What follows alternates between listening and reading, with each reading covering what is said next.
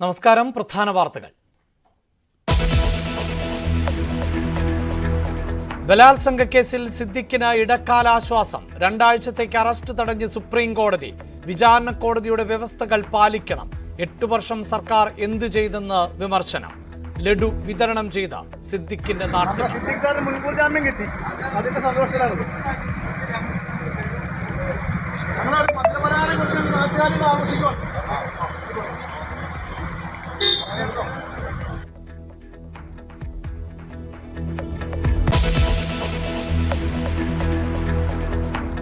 ബാലചന്ദ്രമേനോനെതിരെ പീഡന പരാതിയുമായി നടി. ദേ ഇങ്ങോട്ടു നോക്കിയേ സിനിമാ സെറ്റിൽ പീഡനത്തിന് ഇരയായി എന്ന് ആലുവ സ്വദേശിനി. ഹേമ കമ്മിറ്റി റിപ്പോർട്ടിലെ മൊഴിയുടെ അടിസ്ഥാനത്തിൽ ആദ്യ കേസ് രജിസ്റ്റർ ചെയ്തു. മേക്കപ്പ് മാനേജർ സജീവിനെതിരെ മൊഴി നൽകിയത് കൊല്ലം സ്വദേശിനി.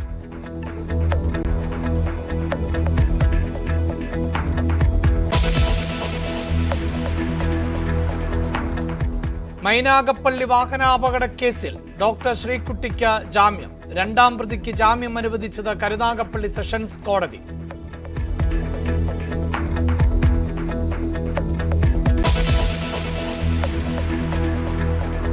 CPIM-നെതിരെ വെല്ലുവിളി തുടർന്ന് PV അൻവർ. താൻ വിചാരിച്ചാൽ 25 പഞ്ചായത്തുകളിൽ LDF-ന് ഭരണം നഷ്ടമാകും. തീരുമാനിച്ചാൽ 25 പഞ്ചായത്ത് LDF-നായിരുന്നു. നിലമ്പൂർ മാത്രമല്ല. എന്താണ് മുഖ്യമന്ത്രി തലക്ക് വെളിവില്ലാതെ പറയുന്നത്? ഇതിന് തലക്ക് വെളിവില്ലാന്നല്ലേ ഇതിന് പറയാ? ഇതൊരു പ്രപഞ്ച സത്യമായി നിൽക്കല്ലേ? ഒരു കേസും ശിക്ഷിക്കാൻ കഴിയില്ല. അൻവറിന്റെ പൊതുയോഗത്തിലെ ആൾക്കൂട്ടം താൽക്കാലികമെന്ന് LDF കൺവീനർ. നിലമ്പൂരിന് പിന്നാലെ ഇന്ന് കോഴിക്കോട് മുതലക്കുളത്തും അൻവറിന്റെ പൊതുയോഗം.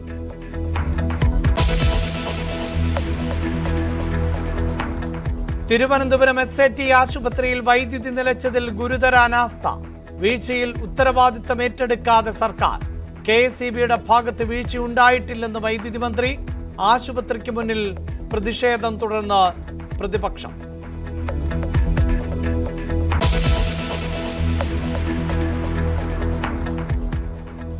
MM ലോറൻസിന്റെ മൃതദേഹം മോർച്ചറിയിൽ സൂക്ഷിക്കണമെന്ന് ഹൈക്കോടതി. മെഡിക്കൽ കോളേജിലെ ഹിയറിംഗിൽ അപാകതയുണ്ട് എന്ന് നിരീക്ഷണം.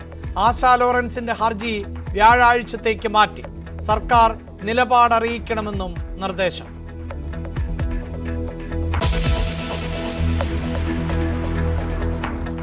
തിരുവനന്തപുരം മൃഗശാലയിൽ നിന്ന് ചാടിപ്പോയ ഹനുമാൻ കുരങ്ങുകൾക്കായി തെരച്ചിൽ. കാണാതായത് 3 കുരങ്ങുകളെ. മയക്കുവെടി വേണ്ടെന്ന് തീരുമാനം.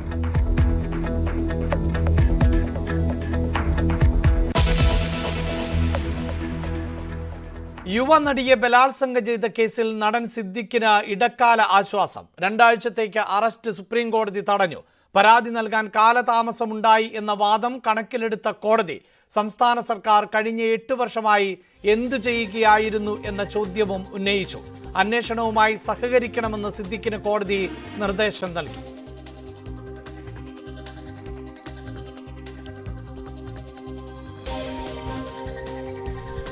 യുവനടിയെ ബലാത്സംഗം ചെയ്തെന്ന കേസിൽ നടൻ സിദ്ദിഖിന് സുപ്രീം കോടതി മുൻകൂർ ജാമ്യം നൽകിയിരിക്കുകയാണ്. 2 ആഴ്ച കാലത്തേക്കാണ് മുൻകൂർ ജാമ്യം നൽകിയത്. അതേസമയം സിദ്ദിഖിന് മുൻകൂർ ജാമ്യം നൽകരുതെന്ന് തടസ്സ ഹർജി ഉന്നയിച്ചുകൊണ്ട് സർക്കാർ കോടതിയിൽ ഹാജരായിരുന്നെങ്കിലും 8 വർഷം മുൻപുള്ള കേസാണ്. 8 വർഷത്തിന് ശേഷം 8 വർഷം മുൻപ് സർക്കാർ എന്തുകൊണ്ടാണ് ഇക്കാര്യത്തിൽ നടപടിയെടുക്കാതിരുന്നത് എന്നൊരു കാര്യം വിമർശനാത്മകമായി സുപ്രീം കോടതി ആരാഞ്ഞു. ഈ സാഹചര്യത്തിൽ ഇടക്കാല സംരക്ഷണം നൽകുകയാണ് എന്ന ഉത്തരവിൽ തന്നെ സുപ്രീം കോടതി ഉറച്ചു നിൽക്കുന്ന സാഹചര്യമാണ്. ഇതുമായി ബന്ധപ്പെട്ട് ഹേമ കമ്മിറ്റിയുമായി ബന്ധപ്പെട്ട് സർക്കാർ സ്വീകരിച്ചു വരുന്ന നടപടികളെപ്പറ്റി കേരള സർക്കാരിന്റെ അഭിഭാഷക ഐശ്വര്യ ഭാട്ടിയ വ്യക്തമാക്കാൻ സുപ്രീം കോടതിയെ ബോധ്യപ്പെടുത്താൻ ശ്രമിച്ചിരുന്നു. പക്ഷേ എന്നിരുന്നാൽ പോലും ഈ പെൺകുട്ടിയുടെ പ്രായവും അതുപോലെ സിദ്ദിഖിന്റെ പ്രായവും ചൂണ്ടിക്കാട്ടിയും അതുപോലെ പെൺകുട്ടിയുടെ അഭിഭാഷകയും ഇക്കാര്യം വ്യക്തമാക്കാൻ കോടതിയെ ബോധ്യപ്പെടുത്തി ബോധ്യപ്പെടുത്താൻ ശ്രമിച്ചിരുന്നെങ്കിലും ഇതുമായി ബന്ധപ്പെട്ടുള്ള ഇടക്കാല സംരക്ഷണം തുടരുകയാണ്. അന്വേഷണവുമായി സിദ്ദിഖ് സഹകരിക്കണമെന്നാണ് അഭിഭാഷകനോട് സുപ്രീം കോടതി ആവശ്യപ്പെട്ടത്. എന്തുകൊണ്ടാണ് 8 വർഷം നീണ്ട ഒരു കേസിൽ കേരള സംസ്ഥാന സർക്കാർ ഇതിൽ നടപടിയെടുക്കാതിരുന്നത് എന്ന് അങ്ങേയറ്റം വിമർശനത്തോടു കൂടിയാണ് കോടതി നോക്കിക്കണ്ടത്. കഴിഞ്ഞ ഒരാഴ്ചയായി സുപ്രീം കോടതിയിൽ സിദ്ദിഖ്, അതായത് ഹൈക്കോടതിയിൽ നിന്ന് മുൻകൂർ ജാമ്യം തള്ളിയ സാഹചര്യത്തിൽ സുപ്രീം കോടതിയെ സമീപിക്കാനുള്ള എല്ലാ സൌകര്യങ്ങളും അന്വേഷണ ഏജൻസിയുടെ ഭാഗത്തുനിന്ന് SITയുടെ അന്വേഷണ സംഘത്തിന്റെ ഭാഗത്തുനിന്നും ഉണ്ടായിരുന്നു. അതല്ലെങ്കിൽ പോലീസ് അത്തരത്തിൽ ഉള്ള നിലപാടുകൾ സ്വീകരിക്കുന്നു, അത്തരത്തിലുള്ള സാഹചര്യങ്ങൾ ഒരുക്കി കൊടുക്കുന്നു എന്നുള്ള വിമർശനങ്ങളൊക്കെ ശക്തമായിരുന്നു. പൊതുജന വിമർശനം, അതിലെ പൊതുസമൂഹത്തിൽ ഇത്തരം, അതായത് പാലാരിവട്ടത്തു നിന്നും മുൻകൂർ ജാമ്യം തള്ളിയ സാഹചര്യത്തിൽ പാലാരിവട്ടത്തു നിന്നും സിദ്ദിഖിന്റെ ഫോൺ സ്വിച്ച് ഓഫ് ആകുന്നു. അതേ തുടർന്ന് സിദ്ദിഖ് എവിടെയാണെന്ന് അറിയുന്നില്ല. സിദ്ദിഖിന് വേണ്ടി കേരളത്തിലാകമാനം തിരച്ചിലെന്നൊരു ആംബിയൻസ് ഉണ്ടാക്കുകയും അത് പോലീസിനെ, അല്ലെങ്കിൽ പോലീസിന്റെ ഒരു ഉദ്ദേശത്തെ നന്നായി മോശമായി ബാധിക്കുകയും വിമർശനാത്മകമായി ബാധിക്കുകയും ചെയ്യുന്ന ഒരു സാഹചര്യത്തിലേക്ക് കൂടി നീണ്ടു. SIT ഇതിന്റെ എല്ലാ തരത്തിലുള്ള വിമർശനങ്ങളും ഇതിനകം ഏറ്റുവാങ്ങി കഴിഞ്ഞ സാഹചര്യത്തിലാണ് സിദ്ദിഖിന് മുൻകൂർ ജാമ്യം ലഭിക്കുന്ന ഒരു സാഹചര്യത്തിലേക്ക് പോയത്.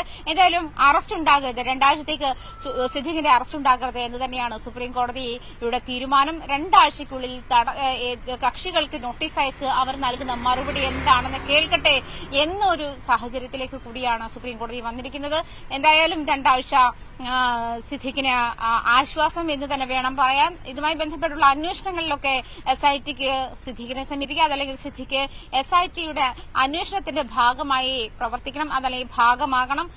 അന്വേഷണ സംഘം ആവശ്യപ്പെടുന്ന സാഹചര്യത്തിലൊക്കെ സിദ്ദിഖ് ഹാജരാകണം തുടങ്ങിയ കാര്യങ്ങളൊക്കെ നിർദ്ദേശിച്ചിട്ടുണ്ടെങ്കിൽ പോലും ഇടക്കാല ഉത്തരവ്, അതായത് ഇടക്കാല സംരക്ഷണം സിദ്ദിഖിന് നൽകാൻ തന്നെയാണ് സുപ്രീം കോടതി തീരുമാനിച്ചിരിക്കുന്നത്. ഇത്തരത്തിലുള്ള ഉപാധികൾ, ജാമ്യവുമായി ബന്ധപ്പെട്ട ഉപാധികൾ എന്തൊക്കെയാണെന്ന് വിചാരണ കോടതിക്ക് തീരുമാനിക്കാമെന്നും സുപ്രീം കോടതി നിർദ്ദേശിച്ചിട്ടുണ്ട്.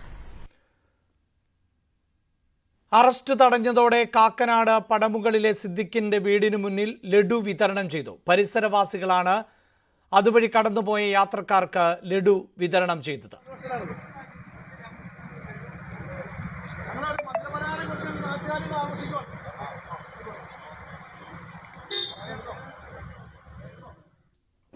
നടൻ സിദ്ദിഖിന്റെ അറസ്റ്റ് 2 ആഴ്ചത്തേക്കാണ് സുപ്രീം കോടതി തടഞ്ഞിരിക്കുന്നത്. ബലാത്സംഗ കേസിൽ ഹൈക്കോടതിയിൽ നിന്ന് ജാമ്യം നിഷേധിക്കപ്പെട്ടു. സുപ്രീം കോടതിയിലേക്ക് എത്തുമ്പോൾ 2 ആഴ്ചത്തേക്ക് അറസ്റ്റ് തടഞ്ഞുകൊണ്ടാണ് ഇപ്പോൾ ഉത്തരവായിരിക്കുന്നത്. വീണ്ടും കോടതി കേസ് പരിഗണിക്കും. എന്തായാലും ഇതിൽ ഇപ്പോൾ നമ്മൾ സിദ്ദിഖിന്റെ കാക്കനാട് പടമുകളിലുള്ള വീട്ടിലാണ്.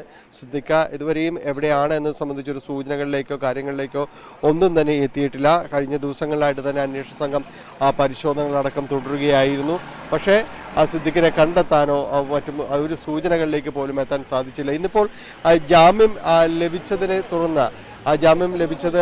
കിട്ടിയതിനെ തുടർന്ന് പരിസരവാസികൾ ചിലർ ഇവിടെ അതിൽ സന്തോഷം പ്രകടിപ്പിച്ചുകൊണ്ട് സിദ്ദിഖിന്റെ ജാമ്യത്തിൽ സന്തോഷം പ്രകടിപ്പിച്ചുകൊണ്ട് അദ്ദേഹത്തിന്റെ വീടിന് സമീപത്ത് ലഡു അടക്കം വിതരണം ചെയ്തുകൊണ്ട് അവർ സന്തോഷം പ്രകടിപ്പിക്കുകയുണ്ട്. എന്നാലും ബലാത്സംഗ കേസിൽ ജാമ്യം ലഭിച്ച സിദ്ദിഖ് ഇപ്പോൾ 2 ആഴ്ചത്തേക്ക് ഒരു ആശ്വാസത്തിലേക്ക് വന്നിരിക്കുന്നെങ്കിലും ഇവിടെ ഉള്ളവർ എന്തുകൊണ്ടാണ് ഇങ്ങനെയൊരു പ്രകടനത്തിലേക്ക് പോകുന്നത്? എന്താണ് ഇങ്ങനെ നമുക്കൊരു സന്തോഷമെന്ന് വെച്ചാൽ 2 ആഴ്ചത്തേക്ക് പുള്ളിയുടെ അറസ്റ്റ് തടഞ്ഞിട്ടുണ്ട്. പിന്നെ നിയമപരമായിട്ട് പുള്ളി മുന്നോട്ട് പൊക്കോളും. നിയമം സത്യം ജയിക്കും. സത്യത്തിന് എല്ലായിടത്തും വിജയം ഉണ്ടാവും. വെറുതെ ഇത്രയായിട്ട് ഒരു മനുഷ്യനെ അപകീർത്തിപ്പെടുത്താന്ന് വെച്ചാൽ അദ്ദേഹം അത്യുന്നത നിലകളിലേക്ക് എത്തേണ്ട ആളാണ്. അപ്പോൾ പുള്ളിക്ക് ചെറിയൊരു തടസ്സമുണ്ടാക്കാൻ ഇതിന്റെ പുറകിൽ ആരൊക്കെയോ കളിക്കുന്നുണ്ട്. അതെന്താണെന്ന് നമുക്ക് വ്യക്തമായിട്ട് അറിയില്ല. നമ്മുടെ അഭിപ്രായം തന്നെ അതന്നെ. നമ്മളിവിടുത്തുകാരനല്ല, കലൂക്കാരനാണ്. ഞാൻ ഇവിടെ താമസിക്കുന്ന ആളാണ്. ഇങ്ങനെ എനിക്ക് 45 വർഷമായിട്ട് പുള്ളി എനിക്കറിയാം. ഒരു കുഴപ്പമില്ലാത്തൊരു വ്യക്തിയാണ്. അതിലൊരു സന്തോഷം പ്രകടിപ്പിച്ചുകൊണ്ടാണ് ഇനിയുള്ള സമയങ്ങളിലും നമ്മൾ ഇതേപോലെ സന്തോഷം. ഇപ്പൊ നാട്ടുകാരും അവരോട് എത്തിച്ചേർന്നിട്ടില്ല. ഈ സമയമായത് കാരണമാണ് പലരും പല ജോലി തിരക്കായിട്ട് പോയിരിക്കുന്ന കാരണം എത്തിയിട്ടില്ല. വൈകുന്നേര സമയങ്ങളിൽ ഈ നാട്ടുകാർ മുഴുവൻ വരും. പാലച്ചോട് ജംഗ്ഷനിലെ ആൾക്കാർ എല്ലാവരും വരും. ഇവിടെ ആർക്കും അങ്ങനത്തെ എതിരഭിപ്രായമില്ല. ഏതായാലും ബഹുമാനമായിട്ട് അന്വേഷിക്കുന്നത് ഇത് കേസുമായിട്ട് ബന്ധപ്പെട്ട് മുന്നോട്ട് പോകുന്ന സ്ഥലത്ത് ഇപ്പോൾ ഇന്ന് ജുഡീഷ്യറിയിൽ നിന്ന് ജാമ്യം കൊടുത്തില്ലെങ്കിൽ അദ്ദേഹത്തെ അറസ്റ്റ് ചെയ്യും. അതാണല്ലോ വ്യക്തമായിട്ടുള്ള നമുക്ക് ചാനലുകാരും ഇത് രാവിലെ മുതൽ കാണിച്ചുകൊണ്ടിരിക്കുന്നു. അപ്പോൾ ആ തരത്തിലേക്ക് വന്നിട്ട് ജുഡീഷ്യറി ഒരു ജാമ്യം കൊടുക്കുന്നത് ജുഡീഷ്യറിയാണ്, നമ്മളല്ല കൊടുക്കുന്നത്. ജുഡീഷ്യറിക്ക് ജുഡീഷ്യറി വിലയുണ്ട്. ആ ജുഡീഷ്യറി കൊടുത്തിരിക്കുന്ന ജാമ്യം പൂർണ്ണമായിട്ട് ഞങ്ങൾ അംഗീകരിക്കുന്നു. തെറ്റുകളുണ്ടെങ്കിൽ അതിനെ തിരുത്താൻ ഉള്ള ജുഡീഷ്യറി അത് എല്ലാം ആലോചിച്ചുകൊണ്ട് തിരുത്തും. അത്രയും മാത്രമേ ഉള്ളൂ. എന്തായാലും കുറച്ചുപേർ ഈ ജാമ്യത്തിൽ സന്തോഷം പ്രകടിപ്പിച്ചുകൊണ്ട് ഇവിടേക്ക് എത്തി വഴിയാത്രക്കാർക്ക് ലഡു വിതരണം ചെയ്തിരിക്കുന്നു.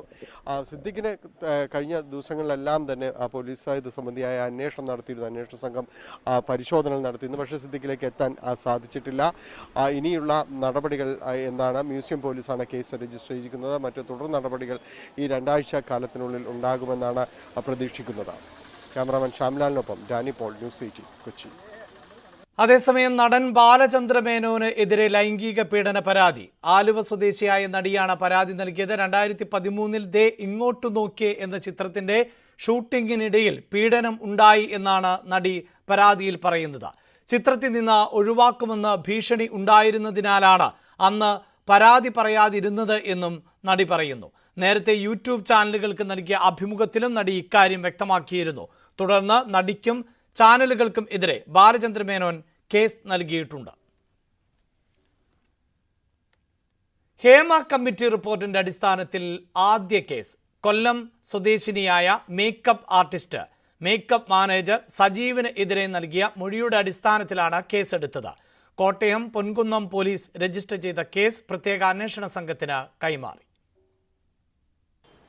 ഹേമ കമ്മിറ്റി റിപ്പോർട്ടിൽ പലരും മൊഴികൾ നൽകിയിരുന്നു. പക്ഷേ ഈ മൊഴികളുടെ അടിസ്ഥാനം മൊഴികൾ ഒക്കെ വിശദമായി പരിശോധിച്ച ശേഷം അതിൽ ആരെങ്കിലും പരാതിക്കാരുണ്ടെങ്കിൽ തുടർ നടപടി എടുക്കുമെന്നായിരുന്നു സർക്കാർ നിലപാട്. ആദ്യഘട്ടത്തിൽ ഹേമ കമ്മിറ്റി റിപ്പോർട്ട് വന്നപ്പോൾ തന്നെ അതിലെ റിപ്പോർട്ടുകൾ പരിഗണിച്ചുകൊണ്ട് കേസെടുക്കണം എന്നൊക്കെ പൊതുസമൂഹത്തിൽ നിന്നും വിവിധ രാഷ്ട്രീയ പാർട്ടികളിൽ നിന്നുമൊക്കെ ആവശ്യമുയർന്നിരുന്നു. പക്ഷേ പരാതി വേണം എന്നുള്ളതായിരുന്നു സർക്കാർ നിലപാട്. എന്തായാലും SIT രൂപീകരിച്ച് ഹേമ കമ്മിറ്റിയിലെ അടക്കം വിവിധ മൊഴികൾ പരിശോധിക്കാൻ തീരുമാനിച്ചിരിക്കുന്നു. എന്തായാലും ഇതിൻ്റെ എല്ലാം അടിസ്ഥാനത്തിലാണ് കൊല്ലം സ്വദേശിനിയായ മേക്കപ്പ് ആർട്ടിസ്റ്റാണ് ആദ്യമായി പരാതി നൽകുന്നത്. പൊൻകുന്നം പോലീസ് സ്റ്റേഷൻ പരിധിയിൽ 2013-14 കാലയളവിൽ താൻ ലൈംഗിക അതിക്രമത്തിന് ഇരയായി എന്ന് ചൂണ്ടിക്കാണിച്ചുകൊണ്ടാണ് കൊല്ലം സ്വദേശിനി മേക്കപ്പ് ആർട്ടിസ്റ്റ്, മേക്കപ്പ് മാനേജറായ കൊരട്ടി സ്വദേശി സജീവനെതിരെ പരാതി നൽകിയിരിക്കുന്നത്. എന്തായാലും ഇതിൽ പൊൻകുന്നം പോലീസ് FIR രജിസ്റ്റർ ചെയ്തിട്ടുണ്ട്. ഒരാഴ്ച മുൻപാണ്, ഈ മാസം 21-നാണ് FIR രജിസ്റ്റർ ചെയ്തിരിക്കുന്നത്. നിലവിൽ ഇതെല്ലാം പരിശോധിക്കുന്നത് SIT ആണ്. അതുകൊണ്ട് തന്നെ SIT ആയിരിക്കും ഈ കേസിൽ തുടരന്വേഷണം സ്വീകരിക്കുക. IPC 354 പ്രകാരമാണ് കേസ് രജിസ്റ്റർ ചെയ്തിരിക്കുന്നത്. പ്രത്യേകിച്ച് അക്കാലമായതുകൊണ്ട് തന്നെ ഈ ഭാരതീയ ന്യായ സംഹിത വരുന്നതിന് മുൻപുള്ള കാലയളവായതുകൊണ്ട് തന്നെ IPC പ്രകാരമാണ് കേസ് രജിസ്റ്റർ ചെയ്തിരിക്കുന്നത്. എന്തായാലും തുടർ നടപടികൾ ഇനി പൊൻകുന്നം പോലീസ് ആയിരിക്കില്ല രേഖപ്പെടുത്തുക, അത് SIT ആയിരിക്കും, സ്പെഷ്യൽ ഇൻവെസ്റ്റിഗേഷൻ ടീം ആയിരിക്കും തുടർ നടപടികൾ സ്വീകരിക്കുക. കൊല്ലം മൈനാഗപ്പള്ളിയിൽ സ്കൂട്ടർ യാത്രക്കാരിയെ കാർ കയറ്റി കൊലപ്പെടുത്തിയ കേസിലെ 2ാം പ്രതിയായ ശ്രീകുട്ടിക്ക് ജാമ്യം. കൊല്ലം പ്രിൻസിപ്പൽ സെഷൻസ് കോടതിയാണ് ജാമ്യം അനുവദിച്ചത്. ശ്രീകുട്ടിക്കെതിരെ പ്രേരണാ കുറ്റമാണ് ചുമത്തിയിരുന്നത്. നിലവിൽ അട്ടക്കുളങ്ങര ജയിലിൽ ആണ് ശ്രീകുട്ടി. കാറിടിച്ച് മറിഞ്ഞ സ്ത്രീയുടെ മുകളിലൂടെ കാർ കയറ്റാൻ വാഹനമോടിച്ച അജ്മലിനോട് പറഞ്ഞത് ശ്രീകുട്ടിയാണ് എന്നാണ് നാട്ടുകാർ ആരോപിച്ചിരുന്നത്.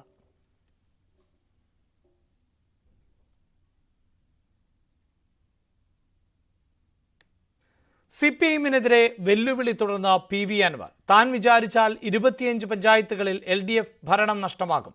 മലപ്പുറത്ത് മാത്രമല്ല കോഴിക്കോടും പാലക്കാടും ഭരണം പോകുമെന്നും ഇടതുമുന്നണി വെല്ലുവിളിച്ചാൽ അതിന് തയ്യാറാണ് എന്നും അൻവർ പറഞ്ഞു. ഇന്ന് ഞാൻ ഇപ്പൊ ഇവിടുന്ന് തീരുമാനിച്ചാൽ 25 പഞ്ചായത്ത് LDFന് കയ്യിൽ പോകും. നിലമ്പൂർ മാത്രമല്ല ഇനി അത് പാർട്ടി അങ്ങനെ ഒരു വെല്ലുവിളിക്ക് വരികയാണെങ്കിൽ ഞാൻ അതിന് തയ്യാറാണ്. പോകും. മലപ്പുറം ജില്ലയിൽ പല സ്ഥലത്തും പോകും. ചിലപ്പോൾ കോഴിക്കോട് ജില്ലയിലും പോകും, ചിലപ്പോൾ പാലക്കാടും പോകും. മലപ്പുറം ജില്ലയിലെ മാത്രം കാര്യം ഞാൻ പറയുന്നത്. അപ്പോ അതിലേക്കൊക്കെ പോണോ എന്നുള്ളത് CPM ലീഡർഷിപ്പ് ആലോചിച്ചാൽ മതി. എന്റെ മെക്കെട്ട് കയറി പറഞ്ഞുകൊണ്ടേയിരിക്കുമ്പോൾ ഞാൻ തിരിച്ചു പറഞ്ഞുകൊണ്ടേയിരിക്കും. മുഖ്യമന്ത്രി തലയ്ക്ക് വെളിവില്ലാതെ സംസാരിക്കുകയാണ് എന്ന് വിമർശിച്ച അൻവർ P ശശിക്കെതിരെയുള്ള ആരോപണം ആവർത്തിക്കുകയും ചെയ്തു. എന്തുകൊണ്ട് പോലീസ് ഇത് അന്വേഷിക്കുന്നു? പോലീസിന് അത് പിടിച്ച് കസ്റ്റംസ് കൊടുത്താൽ പോരെ എന്നുള്ള ചോദ്യത്തിന് എന്താ ഉത്തരം? ഈ കൊടുത്തുവിട്ടതാരാ? പോലീസിന് അന്വേഷിക്കാൻ കഴിയോ? ദുബായിലും വിദേശ രാജ്യങ്ങളിലും പോലീസിന് പോകാൻ കഴിയോ? കസ്റ്റംസിന് അതിൽ ആക്ടിന്റെ, അതിന് സൗകര്യമുണ്ട്, ഇന്റർനാഷണൽ ലോ ഉണ്ട്. ഇത് ആർക്കാണ് കൊണ്ടു കൊടുക്കുന്നത്? അത് പോലീസിന് പിടിക്കാൻ കഴിയും.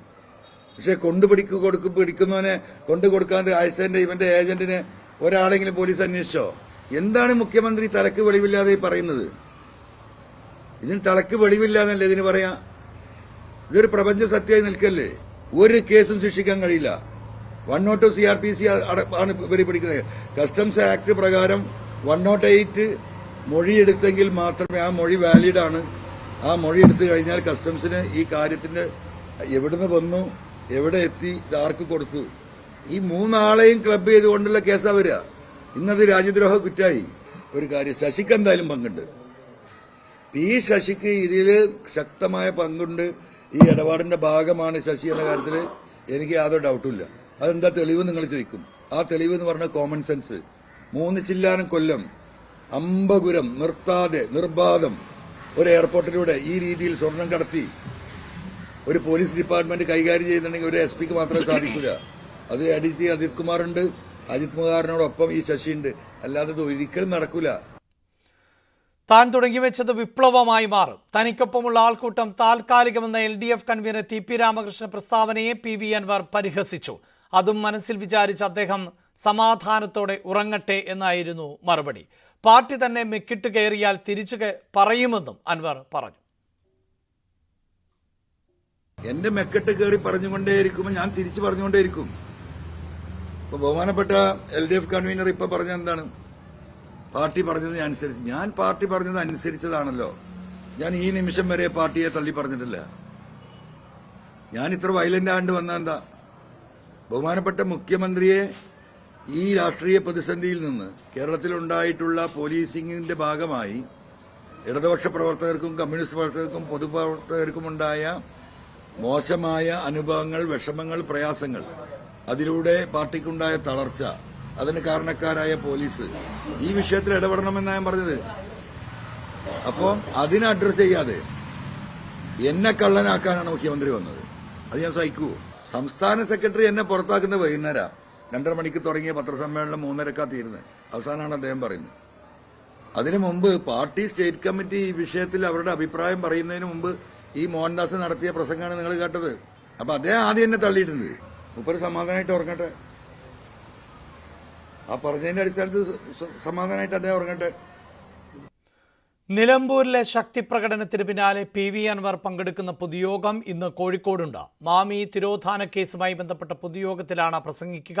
നാളെ ഏറനാട് മണ്ഡലത്തിലും അടുത്ത ദിവസങ്ങളിൽ മഞ്ചേരി, വെങ്ങേര മണ്ഡലങ്ങളിലും വിശദീകരണ യോഗം സംഘടിപ്പിക്കാനാണ് അൻവറിന്റെ തീരുമാനം. സ്വർണവും ഹവാലാപ്പണവും കടത്തുന്നതുമായി ബന്ധപ്പെട്ട് പോലീസ് നടത്തിയ പരിശോധനയിലുണ്ടായ സ്വാരസ്യങ്ങളാണ് CPIM RSS ബന്ധമെന്ന ആരോപണത്തിന് പിന്നിലെന്ന് മുഖ്യമന്ത്രി പിണറായി വിജയൻ. 5 വർഷത്തിനിടെ മലപ്പുറത്ത് കോടികളുടെ സ്വർണവും ഹവാലാപ്പണവും പോലീസ് പിടികൂടിയിട്ടുണ്ട്. ന്യൂനപക്ഷ വിഭാഗങ്ങൾ ഇപ്പോൾ LDFനെ പിന്തുണയ്ക്കുന്നതിനാൽ രാഷ്ട്രീയ നേട്ടം ലക്ഷ്യമിടുന്ന UDFും വർഗീയ വിഭജനം പ്രോത്സാഹിപ്പിക്കുന്ന തീവ്രവാദ ഘടകങ്ങളുമാണ് ആരോപണത്തിന് പിന്നിൽ. CPIM എന്നും RSSനെയും ഹിന്ദുത്വ ശക്തികളെയും ശക്തമായി എതിർത്തിട്ടുണ്ട് എന്നും ദ ഹിന്ദു ദിനപത്രത്തിന് നൽകിയ അഭിമുഖത്തിൽ മുഖ്യമന്ത്രി പറയുന്നു. PV അൻവറിന്റെ ആരോപണങ്ങളുടെ പശ്ചാത്തലത്തിലാണ് മുഖ്യമന്ത്രിയുടെ പ്രതികരണം. PV അൻവറിന്റെ പൊതുയോഗത്തിലെ ആൾക്കൂട്ടം താൽക്കാലികമെന്ന് LDF കൺവീനർ TP രാമകൃഷ്ണൻ. CPIMനെതിരെ പറയുമ്പോൾ കേൾക്കാൻ ആളുണ്ടാകും. CPIM അണികൾ ഭദ്രം, പാർട്ടിക്ക് വേവലാതിയില്ല എന്നും TP രാമകൃഷ്ണൻ പറഞ്ഞു. താൽക്കാലികമാണ്, അതിലൊന്നും വലിയ ഫലമുളവാക്കാൻ പോകുന്നില്ല. അൻവർ എന്ത് രാഷ്ട്രീയ വിശദീകരിക്കുന്നുള്ള അറിയില്ല, അത് കേൾക്കുന്നില്ലേ പത്രത്തിൽ. അപ്പൊ അതിലൊരു പ്രത്യേകതയൊന്നും CPIMോ ഇടതുപക്ഷ ജനാധിപത്യ മുന്നണിയോ കാണുന്നില്ല. അതൊക്കെ കേരളത്തിന്റെ പഴയകാല ചരിത്രം പരിശോധിച്ചു കഴിഞ്ഞാൽ ഇങ്ങനെയൊക്കെയുള്ള എത്രയോ സംഭവങ്ങളും അനുഭവങ്ങളും ഇല്ലേ. അതുകൊണ്ട് അക്കാര്യത്തിൽ ഒരു വേവലാതി ഇല്ല. ഈ ഒരു പൊതുയോഗം എന്ന് പറയുന്ന സമയത്ത് പലരും വന്നു കൂടും എന്നാണ് പറയുന്നത് കേൾക്കും. പ്രത്യേകിച്ച് CPIMനെതിരായിട്ട് സംസാരിക്കുമ്പോൾ പറയുന്നത് കേൾക്കാൻ ആളുകൾക്ക് താല്പര്യമുണ്ട്. അങ്ങനെ വന്നു കൂടുന്നതായിട്ട് കണക്കാക്കിയാൽ മതി. അതിലൊരു പ്രത്യേകതയൊന്നും ഞങ്ങൾ കാണുന്നില്ല. എത്ര വർഷം മുമ്പ്, 5 അല്ല 10-15 വർഷം മുമ്പ് പാർട്ടിയുടെ ചുമതല നിർവഹിച്ച് ഒഴിവായി പോയ ഒരാള് ഇപ്പൊ പാർട്ടിക്കാരനായിട്ട് ചിത്രീകരിക്കുന്ന എന്താ അർത്ഥം? അങ്ങനെ എത്രയുണ്ട്? അത് നിങ്ങൾ ഏതൊരു പത്രത്തിൽ ഇപ്പൊ എഴുതിയിട്ടുണ്ട്. ഞാൻ എല്ലാ പത്രം വായിച്ചിട്ടില്ല. ഇപ്പൊ ഒരു പത്രം മുന്നേറിയ കമ്മിറ്റി അങ്ങനെ എത്ര ആളുകളുണ്ട് ഇത് പാർട്ടി. പി വി അൻവർ തീക്കൊള്ളി കൊണ്ട് തലചൊറിയുന്നുവെന്നായിരുന്നു CPIM കേന്ദ്ര കമ്മിറ്റി അംഗം AK ബാലന്റെ വിമർശനം. 5 നേരം നിസ്കരിക്കുന്നതിനാലാണ് അൻവറിനെതിരെ ആരോപണങ്ങൾ ഉണ്ടാകുന്നത് എന്നത് കള്ളപ്രചാരണമാണ്. ഈ തുറുപ്പുചീട്ട് അൻവർ ഉപയോഗിക്കുമെന്ന് പ്രതീക്ഷിച്ചിരുന്നതായും AK ബാലൻ പറഞ്ഞു. പി വി അൻവർ പറയുന്നത് മുമ്പ് UDF പറഞ്ഞ കാര്യങ്ങൾ തന്നെയെന്ന് പ്രതിപക്ഷ നേതാവ് VD സതീശൻ. CPIMൽ നിന്ന് പറഞ്ഞു പോയാൽ അപ്പോൾ നടപടി എന്നതാണ് അവസ്ഥ. കുറ്റവാളികളെ സർക്കാർ സംരക്ഷിക്കുകയാണ്. അൻവറിനെ UDFൽ എടുക്കുന്നത് സംബന്ധിച്ച് ചർച്ച നടന്നിട്ടില്ല എന്നും VD സതീശൻ പറഞ്ഞു.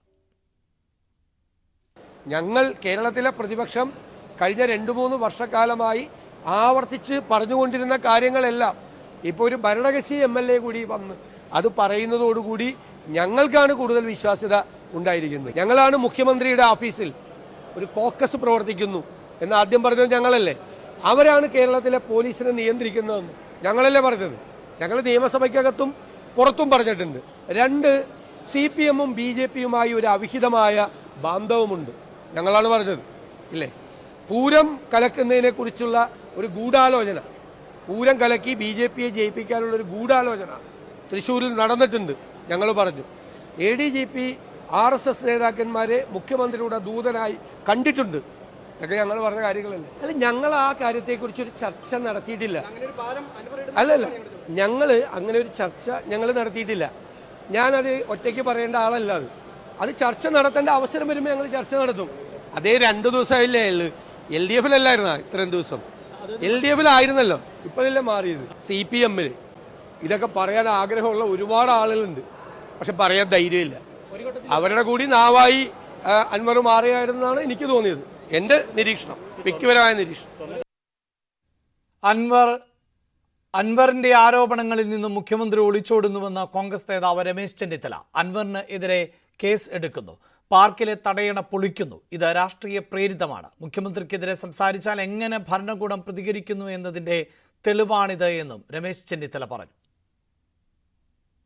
അൻവർ എന്ന വ്യക്തിയല്ല, അൻവർ ഉയർത്തിപ്പിടിച്ചിട്ടുള്ള പ്രശ്നങ്ങൾക്ക് എന്തുകൊണ്ട് മുഖ്യമന്ത്രി മറുപടി പറയുന്നില്ല? കേരളത്തിലെ മുഖ്യമന്ത്രിക്കെതിരായും അദ്ദേഹത്തിന്റെ കുടുംബത്തിനെതിരായും പാർട്ടിക്കെതിരായും ഗവൺമെന്റിനെതിരായും ഉന്നയിക്കപ്പെട്ട ആരോപണങ്ങൾ എന്തുകൊണ്ട് മറുപടി പറയാതെ മുഖ്യമന്ത്രി ഒളിച്ചോടുന്നു? എന്നിട്ട് അൻവർക്കെതിരെ കേസെടുക്കുന്നു, തടയണ പൊളിക്കുന്നു. ഇതെല്ലാം എന്തുകൊണ്ട് ഇപ്പോൾ സംഭവിക്കുന്നു? അപ്പൊ രാഷ്ട്രീയമായ വൈരാഗ്യം തീർക്കാൻ ഇപ്പോൾ CPM ശ്രമിക്കുകയാണ്. മുഖ്യമന്ത്രിക്കെതിരെ സംസാരിച്ചാൽ, സത്യം പറഞ്ഞാൽ, വസ്തുതകൾ പുറത്തു കൊണ്ടുവന്നാൽ ആ ഭരണകൂടം എങ്ങനെ പ്രതികരിക്കുന്നു എന്നതിന്റെ ഏറ്റവും വലിയ തെളിവാണിത്. അൻവറിന് ലീഗിലേക്കുള്ള ക്ഷണം പാർട്ടി ആലോചിച്ചിട്ടില്ല എന്ന് PK കുഞ്ഞാലിക്കുട്ടി. കോൺഗ്രസുമായി കൂടിയാലോചിച്ചിട്ട് മാത്രമേ തീരുമാനമെടുക്കൂ. അൻവർ ഉന്നയിച്ച പ്രശ്നങ്ങൾ ജനകീയ പ്രശ്നങ്ങളാണ് എങ്കിൽ UDF ഏറ്റെടുക്കുമെന്നും PK കുഞ്ഞാലിക്കുട്ടി പറഞ്ഞു. ഇപ്പോൾ അവരുടെ കൂട്ടത്തിൽ ഉള്ള ആള് പുറത്ത് വന്ന് ഇത്ര ഗൗരവത്തോടു കൂടി കാര്യങ്ങൾ പറയുമ്പോൾ ആ കാര്യങ്ങൾ ജനങ്ങളെ ബാധിക്കുന്ന വിഷയമാണ് എന്നുണ്ടെങ്കിൽ ഞങ്ങളത് സീരിയസ് ആയിട്ട് ചർച്ച ചെയ്യും. വളരെ ജനങ്ങളെ അങ്ങേയറ്റം ബാധിക്കുന്ന കാര്യങ്ങളാണ്. ഇത്തരം കാര്യങ്ങൾ UDF ചർച്ച ചെയ്യും. 4-ാം തീയതി അസംബ്ലി തുറക്കുകയാണ്. ഞങ്ങൾ UDF യോഗം ചേരുന്നുണ്ട്. UDF യോഗം ചേർന്നിട്ട് ഇപ്പോൾ ഈ പബ്ലിക്കായിട്ട് വന്ന വിഷയങ്ങൾ, പബ്ലിക്കിൽ വന്ന വിഷയങ്ങൾ വളരെ വിശദമായി ഞങ്ങൾ ചർച്ച ചെയ്യും. അത് വേറൊരു കാര്യമാണ്. അതിപ്പോൾ പാർട്ടികളൊന്നും ആലോചിച്ചിട്ടില്ല. അത് വേറൊരു കാര്യമാണ്. അത് പാർട്ടികളും മുന്നണിയൊക്കെ ആലോചിക്കുന്ന ഘട്ടത്തിലല്ലേ അതിനെക്കുറിച്ച് അഭിപ്രായം പറയുള്ളൂ. അത്തരം ആലോചനകളില്ല, ആലോചിച്ചിട്ടില്ല. ഇപ്പോൾ ഞാൻ മാത്രം പറയേണ്ട കാര്യമല്ലല്ലോ, കോൺഗ്രസ് ഉൾപ്പെടെയുള്ള പാർട്ടികൾ ഒക്കെ പറയേണ്ട കാര്യം. അത് അവരാലോചിക്കുക, നമ്മളാലോചിക്കുക, മുന്നണി ആലോചിക്കുക. അത് വേറെ അങ്ങനത്തെ അജണ്ടകൾ വന്നിട്ടില്ല. മുഖ്യമന്ത്രിയുടെ ഓഫീസ് കൊള്ളക്കാരുടെ താവളമായി മാറുന്നുവെന്ന് BJP സംസ്ഥാന അധ്യക്ഷൻ K സുരേന്ദ്രൻ. അധികാരത്തിൽ കയറുന്നതിന് വേണ്ടി കള്ളക്കടത്തുകാരെ സംരക്ഷിച്ചു. ഫോൺ ചോർത്തലിൽ അന്വേഷണം ഇല്ല. പാർട്ടിക്കുള്ളിൽ നിന്ന് വരുന്ന ചോദ്യങ്ങൾക്ക് പോലും മറുപടിയില്ല എന്നും K സുരേന്ദ്രൻ പറഞ്ഞു. പോലീസ് ഉദ്യോഗസ്ഥന്മാരും മുഖ്യമന്ത്രിയുടെ ഓഫീസിലെ ഉന്നത ഉദ്യോഗസ്ഥന്മാരും മുഖ്യമന്ത്രിയുടെ ഉപജാപക സംഘങ്ങളും ചേർന്ന് കേരളത്തെ ഒരു കൊള്ളക്കാരുടെ താവളമായി മാറ്റിയിരിക്കുന്നു എന്നുള്ളതാണ് ഇപ്പോൾ പുറത്തു വന്നുകൊണ്ടിരിക്കുന്ന വിവരങ്ങളിലൂടെ ജനങ്ങൾ മനസ്സിലാക്കുന്നത്. പി.വി. അൻവർ ഉന്നയിക്കുന്ന ആരോപണങ്ങൾ അദ്ദേഹം ഇപ്പോൾ മാർക്സിസ്റ്റ് പാർട്ടി അദ്ദേഹത്തെ അനഭിമതനാക്കിയിരിക്കുകയാണ്. അദ്ദേഹം സ്വർണ്ണക്കള്ളക്കടത്തുകാരനാണെന്നാണ് പറയുന്നത്. ഇത്തരം സ്വർണ്ണക്കള്ളക്കടത്തുകാരെയും മാഫിയ സംഘങ്ങളെയും അധികാരത്തിൽ കയറുന്നതിനു വേണ്ടി എല്ലാ തരത്തിലുള്ള വിട്ടുവീഴ്ചകളും ചെയ്ത് അത്തരം സംഘങ്ങളെ പ്രോത്സാഹിപ്പിച്ചവർ അന്ന് ആലോചിച്ചില്ല ഇതിന്റെ പരിണത ഫലം ഇതായിരിക്കുമെന്നുള്ളത്. അദ്ദേഹം ഉന്നയിച്ചിരിക്കുന്ന ആരോപണങ്ങൾ എന്തുകൊണ്ടാണ് ശരിയായി പരിശോധിക്കപ്പെടാൻ ഇവിടെ സാധിക്കാത്തത്? ഒരു മറുപടി പറയാൻ പോലും സർക്കാരിന് കഴിയുന്നില്ല. മുഖ്യമന്ത്രി ചോദിച്ച ചോദ്യങ്ങൾക്കൊന്നും മറുപടി പറയാതെ ഗൂഢാലോചന എന്ന് മാത്രം പറഞ്ഞുകൊണ്ട് തടി തപ്പുകയാണ്. മുതിർന്ന CPIM നേതാവ് പാലളി മുഹമ്മദ് കുട്ടി ഇപ്പോൾ മാധ്യമങ്ങളെ കാണുകയാണ്. തത്സമയ ദൃശ്യങ്ങളിലേക്ക്. എന്താണ് ഇതിന്റെ പിന്നിലുള്ള ഉദ്ദേശം എന്നുള്ളത് ആദ്യം സംശയിച്ചു നിന്നിട്ടുണ്ട്. പക്ഷെ പിന്നീട് അദ്ദേഹത്തിന്റെ കൂടെ നിൽക്കുന്ന ശക്തികളെ കണ്ടപ്പോൾ കാര്യം വ്യക്തമായി. പിന്നിൽ ഒരു ഗവൺമെന്റ് വിരുദ്ധ പാർട്ടി വിരുദ്ധ ശക്തികൾ ഒത്തുകൂടിയിട്ടുണ്ട്. അവരുടെ ഗൂഢാലോചനയിൽ നിന്നാണ് ഇത്തരം കാര്യങ്ങൾ മുഴുവനും പുറത്തു വരുന്നത് എന്നുള്ളത് പിന്നീട് ബോധ്യപ്പെട്ടു. ഇതാണുള്ളത്. കൂട്ടത്തിൽ ഇവിടെ അദ്ദേഹം മലപ്പുറം ജില്ലയിലാണ്. മലപ്പുറം ജില്ലയിലെ പാർട്ടിയുടെ സെക്രട്ടറിയാണ് മോഹൻദാസ്. അദ്ദേഹത്തെക്കുറിച്ച് വളരെ മോശപ്പെട്ട രീതിയിലുള്ള ചില ആരോപണങ്ങൾ ഉന്നയിച്ചു. അദ്ദേഹം കമ്മ്യൂണിസ്റ്റ് പാർട്ടിയിൽ ഏതാണ്ട് പഠിക്കുന്ന കാലം മുതൽക്ക് കമ്മ്യൂണിസ്റ്റ് പാർട്ടിയിലുള്ള ആളാണ്. മലപ്പുറം പ്രദേശത്ത് പാർട്ടിയുടെ രാഷ്ട്രീയ നിലപാട് വെച്ചുകൊണ്ട് വളരെ സജീവമായിട്ട് പ്രവർത്തിച്ചു പോന്ന് അതിന്റെ അംഗീകാരമാണ് അദ്ദേഹം പാർട്ടിയുടെ ജില്ലാ സെക്രട്ടറിയായിട്ട് തെരഞ്ഞെടുക്കപ്പെട്ടത്. അദ്ദേഹം കേരളത്തിലെ പാർട്ടിക്ക് എന്നല്ല കമ്മ്യൂണിസ്റ്റ് പാർട്ടി ഓഫ് ഇന്ത്യക്ക് ഏറ്റവും വിട്ടുവീഴ്ച കൂടാതെ എതിർത്തുകൊണ്ടിരിക്കുന്ന ശക്തിയാണ് വർഗീയ ശക്തികളായിട്ട് RSS, BJP. കോൺഗ്രസിനോടൊക്കെ വിരോധവും വ്യത്യസ്ത അഭിപ്രായങ്ങളുമെല്ലാം ഉണ്ടെന്നുണ്ടെങ്കിൽ പോലും അതിൽ നിന്നേക്കാൾ രൂക്ഷമായിട്ട് എതിർപ്പ് കമ്മ്യൂണിസ്റ്റ് പാർട്ടിക്കുള്ളതും അതുപോലെ തന്നെ RSS, BJPക്ക് ഇന്ത്യ രാജ്യത്ത് വെച്ചു പൊറിപ്പിക്കാൻ പറ്റാത്ത ശക്തികളാണ് എന്ന് അവർ മുദ്ര കുത്തിയിട്ടതും CPM-നെ സംബന്ധിച്ച. അങ്ങനെയുള്ളൊരു പാർട്ടിയുടെ പ്രവർത്തകനായിട്ടാണ് ജില്ലാ സെക്രട്ടറിയെ ചൂണ്ടിക്കാണിച്ചു എന്നുള്ളത് കൊണ്ട് ഭയപ്പെട്ടിട്ടല്ല. കാരണം മോഹൻദാസ് മറ്റെവിടെയും അല്ല പ്രവർത്തിക്കുന്ന ഈ മലപ്പുറം ജില്ലയിലാണ്. മലപ്പുറം ജില്ലയിൽ ദീർഘകാലത്തെ അദ്ദേഹത്തിന്റെ പ്രവർത്തനത്തിൽ സെക്രട്ടറിയായിട്ടും സെക്രട്ടേറിയറ്റ് മെമ്പറായിട്ടും ജില്ലാ കമ്മിറ്റി അംഗമായിട്ടും ഒക്കെ പ്രവർത്തിച്ചത് ഈ മണ്ണിലാണ്.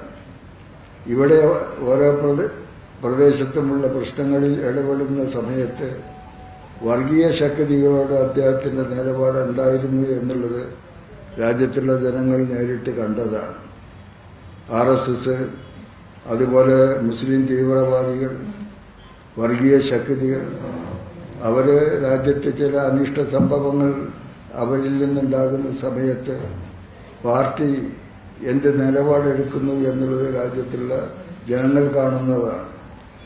അതിൽ മലപ്പുറം ജില്ലയിലെ അത്തരം പ്രശ്നങ്ങളിൽ CPM-ന്റെ സെക്രട്ടറി എന്ത് നിലപാടെടുത്തു എന്നുള്ളത് രാജ്യത്തുള്ള ജനങ്ങൾക്ക് മുഴുവനും അറിയുന്നതാണ്. PV അൻവർ പാർട്ടിക്കെതിരെ വിമർശനങ്ങൾ തുടരുന്ന പശ്ചാത്തലത്തിലാണ് പാലളി മുഹമ്മദ് കുട്ടി ഇപ്പോൾ മാധ്യമങ്ങളെ കാണുന്നത്. അൻവറിന് പിന്നിൽ ആര് എന്ത് എന്നതൊക്കെ വ്യക്തമായി കഴിഞ്ഞിരിക്കുന്നു എന്ന് അദ്ദേഹം പറയുന്നു. വാർത്തകൾ തുടരും ഇടവേളയ്ക്ക് ശേഷം.